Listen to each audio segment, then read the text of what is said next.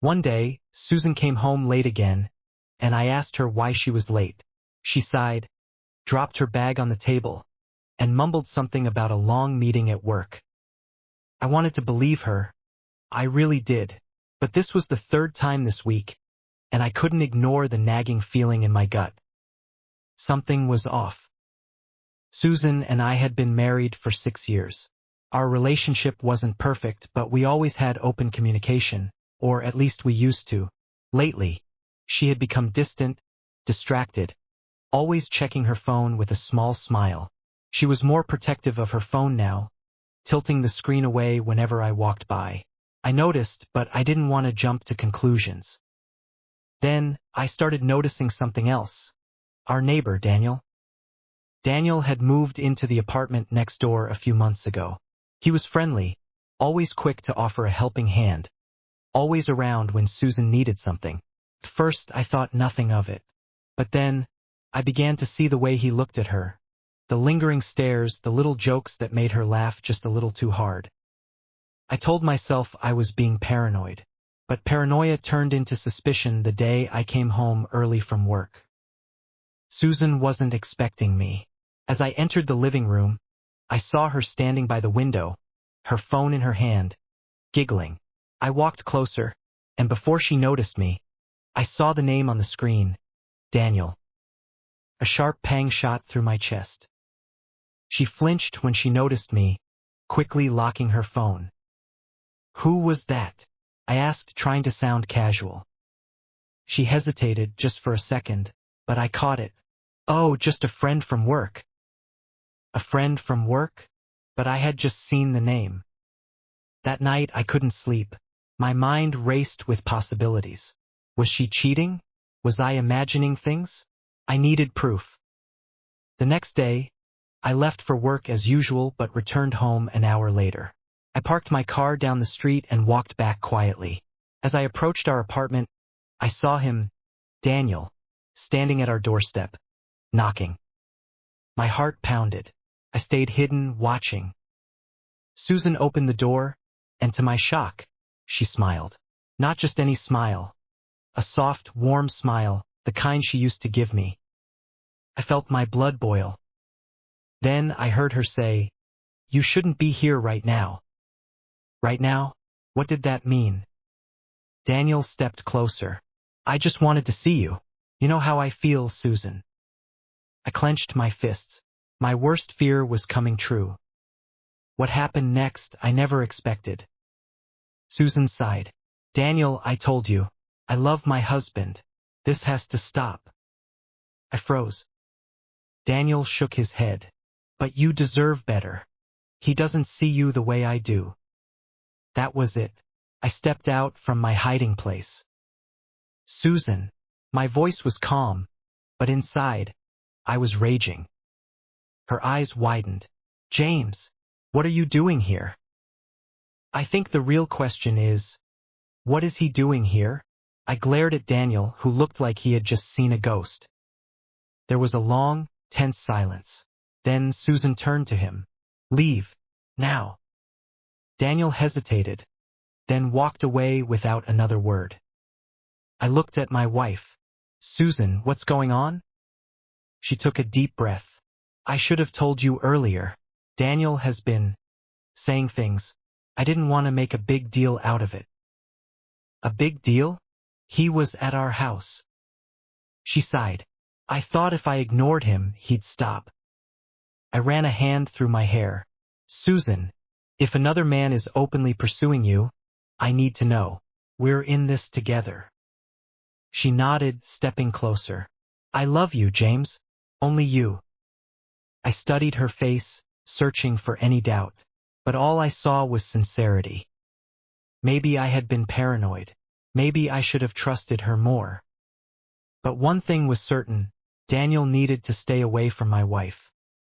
But the story didn't end there. The next day, I went about my routine, but I couldn't shake the uneasy feeling in my gut. Susan had reassured me, but Daniel's boldness still haunted me.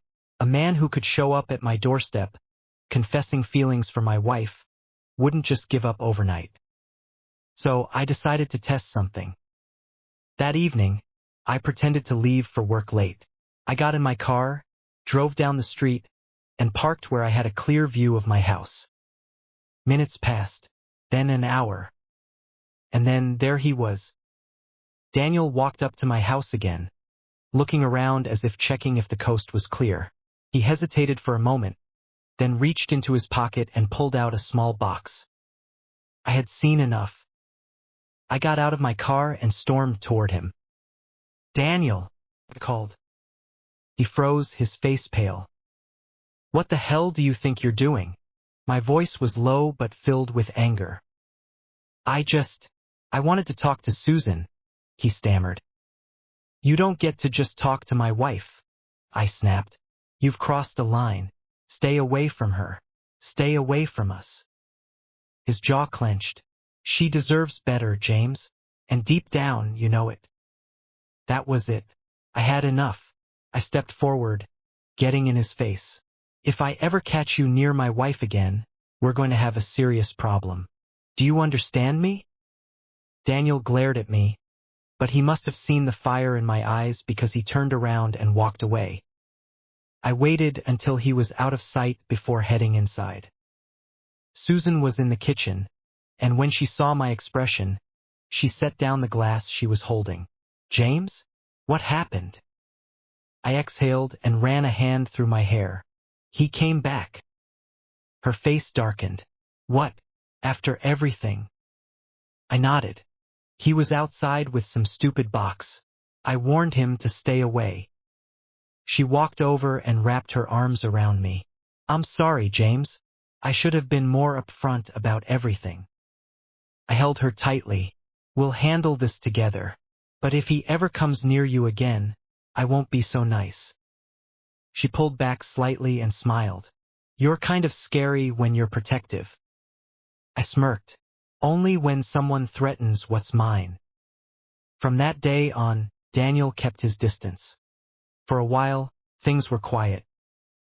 Daniel stopped showing up, and Susan and I worked on rebuilding the trust that had been shaken. I wanted to believe it was over, that he had finally gotten the message. But I was wrong. One evening, Susan and I were watching TV when her phone buzzed.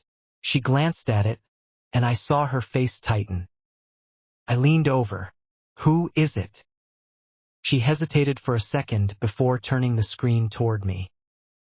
It was a message from an unknown number, but I knew exactly who it was. "Daniel, I miss you. Can we just talk?" I felt a fresh wave of anger rise inside me. This guy was relentless. "Did you block his number?" I asked. Susan nodded. "I did, but I guess he got a new one." I grabbed her phone, my jaw tightening. I had warned him, but clearly he thought I was bluffing. "This needs to stop," I muttered. Susan sighed, rubbing her temples. "Maybe I should talk to him. Tell him one last time." "No," my voice was firm. "This isn't your responsibility anymore. He's disrespecting our marriage, and I won't let that slide." I stood up and grabbed my keys. "Where are you going?" Susan asked, worry in her eyes. "To end this once and for all." She jumped up and grabbed my arm. "James, wait. I don't want trouble. Just let it go." I exhaled slowly, trying to calm myself. "Let it go? He's harassing you, Susan. He's waiting for us to ignore it so he can push further." She bit her lip. "I just don't want this to escalate." I cupped her face gently. "Trust me. I'll handle it." She didn't look convinced, but she nodded. I knew where Daniel lived, just a few steps away from my own home. I marched to his door and knocked, hard. After a moment, he opened it. His expression changed instantly when he saw me. "James." I stepped inside without waiting for an invitation.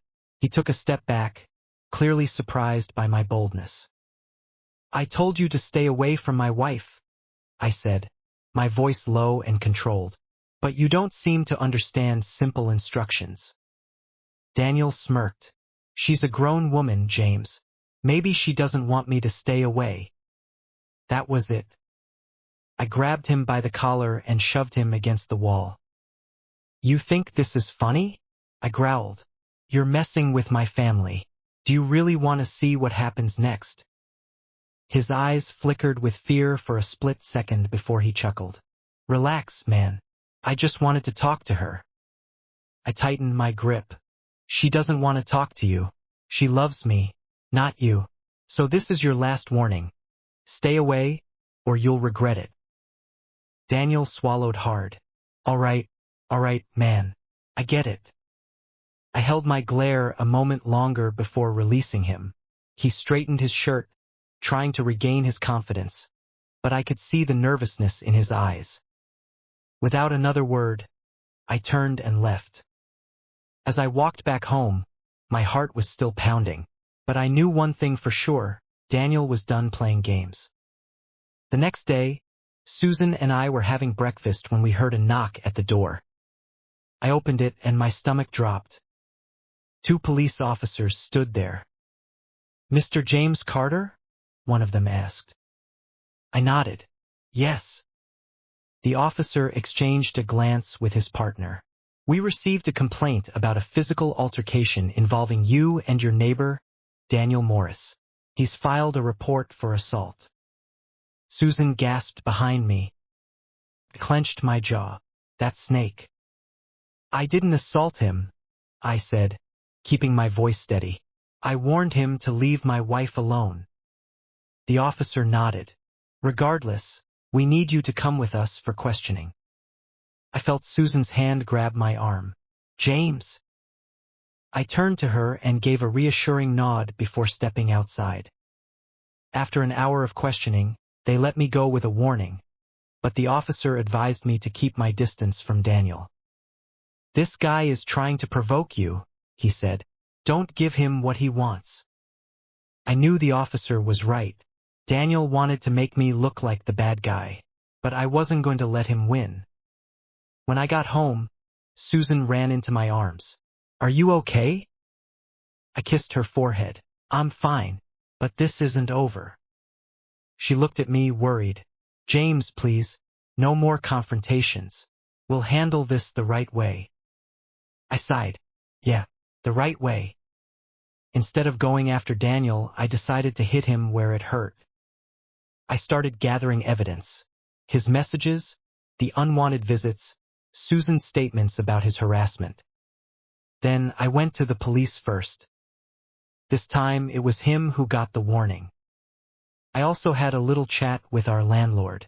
It turns out Daniel had a history of making unwanted advances toward women in the building. With my complaint added, the landlord had enough reason to evict him. A week later, he was gone. Just like that, the problem disappeared.